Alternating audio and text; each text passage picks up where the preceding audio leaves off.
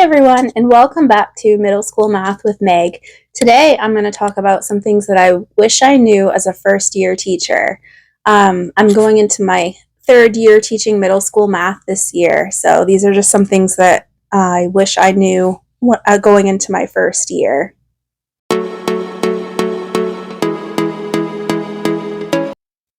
So the first thing that's important to know going into your first year teaching is that you will be on all day. You're going to be a teacher, a nurse, a mother, a counselor, a friend to your coworkers. It is just pretty much nonstop all day. So it's important to have someone that you can talk to that understands what you're going through. It might be a coworker or a family member. And it's also important to have a place that you can decompress when you come home at the end of the day, or a way to de-stress yourself, because as a first year teacher, I tended to bring things home with me and think about them a lot throughout the night. And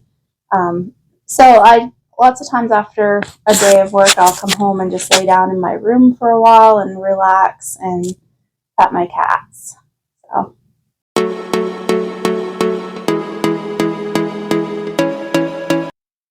So the second thing that I didn't realize going into my first year teaching is that you will feel like a performer. And what I mean by that is when you're on all day in teaching, it's almost like performing like an actor would, and just trying to keep the students engaged and just putting a lot of your energy into what you do.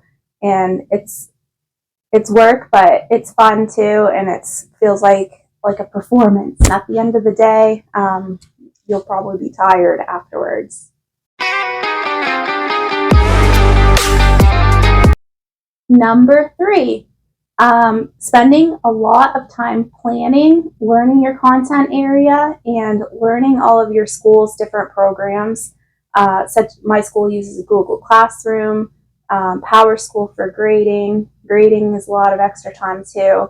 So that's something that I wasn't prepared for, was all of the extra hours outside of my contract time that I would spend lesson planning and grading and just the basic things that teachers do every day. Number 4, people will cry. And this is a hard one for me, but students will cry, coworkers will cry, and you will probably cry your first year at times too. I know I did. Number 5, you will be caught off guard sometimes. Expect the unexpected from students, from coworkers, from parents, from administration. Just be ready for anything. You could have a fight in your classroom. You could get a call from a parent who's upset, or there could be unexpected good things that happen too.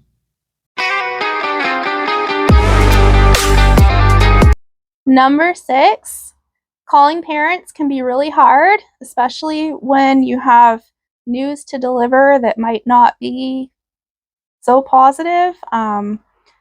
But the more you do it, the easier it gets. And parent-teacher conferences are also exhausting.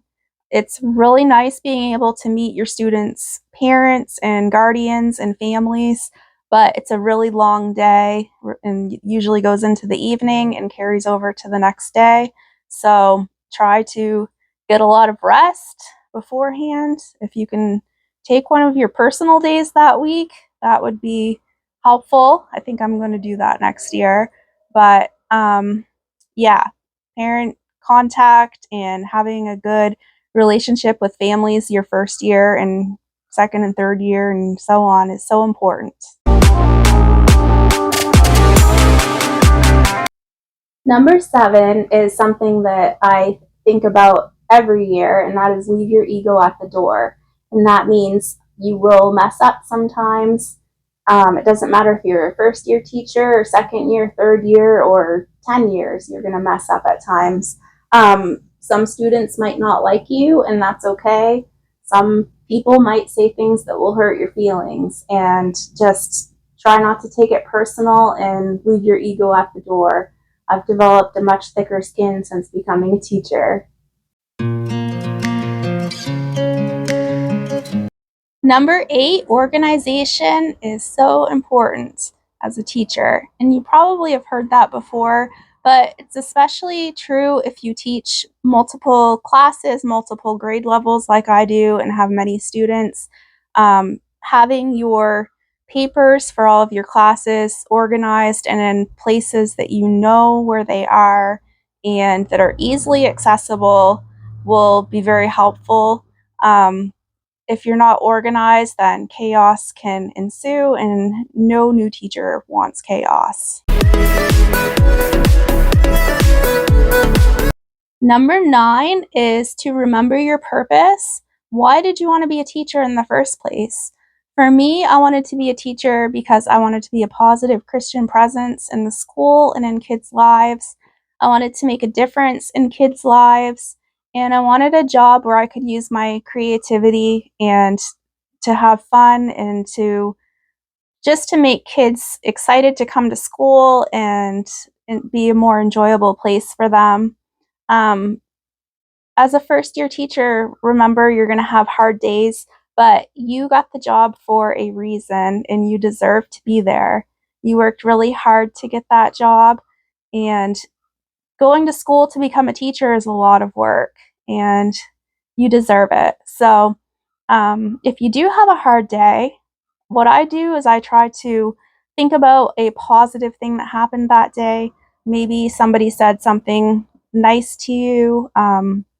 One girl last year, we were doing a project in math class, and she said, "Thank you so much, Mrs. Curvin, for doing this project with us."